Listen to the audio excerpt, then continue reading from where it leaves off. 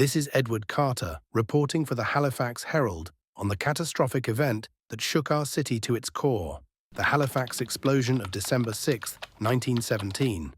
In this report, I'll detail the events leading up to the disaster, the explosion itself and its immediate aftermath, and the remarkable recovery efforts that followed as Halifax fights to rebuild. Let's uncover the story of this tragic day and the resilience of our community. Brought to you by Super Simple Sheets. From coast to coast, worksheets that work. Discover the full range of what we offer at supersimplesheets.com. The lead up to disaster. On the morning of December 6, 1917, Halifax Harbour was bustling with wartime activity as our port played a vital role in supplying troops overseas during the First World War, handling ships loaded with soldiers, food and munitions for the front lines in Europe. The French cargo ship Mont-Blanc, carrying over 2,000 tons of explosives, picric acid, TNT and benzol, arrived from New York, bound for Bordeaux, France, to support the Allied effort, its deck stacked with barrels of highly flammable benzol that shimmered in the sunlight. At the same time, the Norwegian ship Imo, under charter to bring relief supplies to Belgium, was preparing to leave Halifax after a delay caused by a late coal delivery, which meant it missed the scheduled departure through the Narrows, a slim channel connecting the harbour to the Bedford Basin. Around 8:45 in the morning, as the Imo steamed outbound at a speed of 7 knots, faster than the harbour's 5-knot limit, and the Mont-Blanc moved inbound, the two ships collided in the Narrows after a series of miscommunications and navigational errors, with the Imo's bow slicing into the Mont-Blanc's starboard side, igniting the benzol and sparking a fire that quickly spread across the deck. The explosion and its devastating impact. At 9:04 in the morning, the fire on the Mont-Blanc reached its deadly cargo, triggering the largest man-made explosion the world had ever seen, equivalent to nearly 3 kilotons of TNT, a force so powerful it created a mushroom cloud visible for miles and sent a shockwave that shattered windows up to 50 miles away in Truro.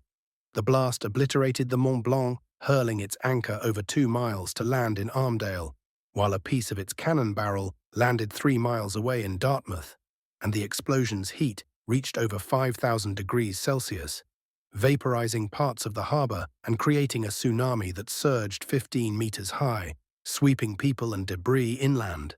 In Halifax's North End, particularly the Richmond district, over 1,600 people were killed instantly, with 9,000 more injured, many blinded by flying glass as they watched the burning ship from their windows, unaware of the danger.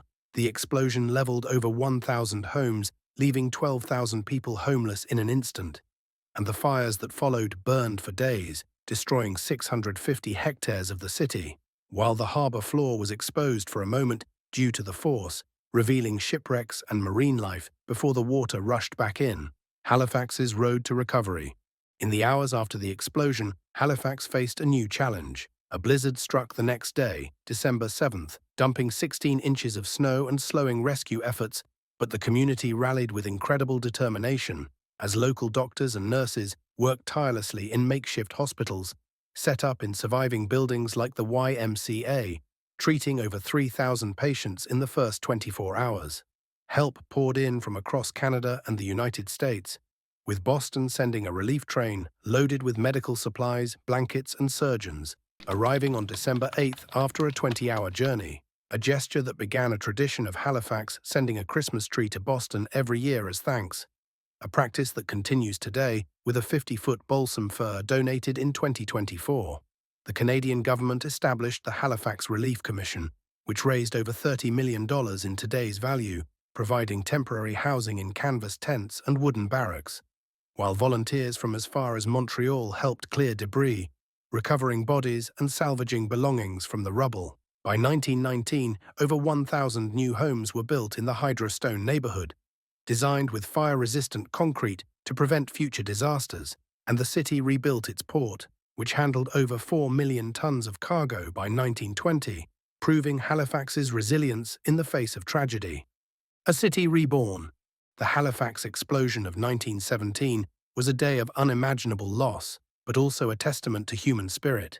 From the chaos of that December morning to the rebuilding that followed, Halifax showed the world what it means to come together. This is Edward Carter, signing off with a story of a city that rose from the ashes. Thanks for watching. Simplify your teaching journey with super simple sheets. Across Canada, we're known for our ready-to-use, curriculum-aligned worksheets. Dive into our educational solutions at supersimplesheets.com. Super Simple Sheets. From coast to coast, worksheets that work.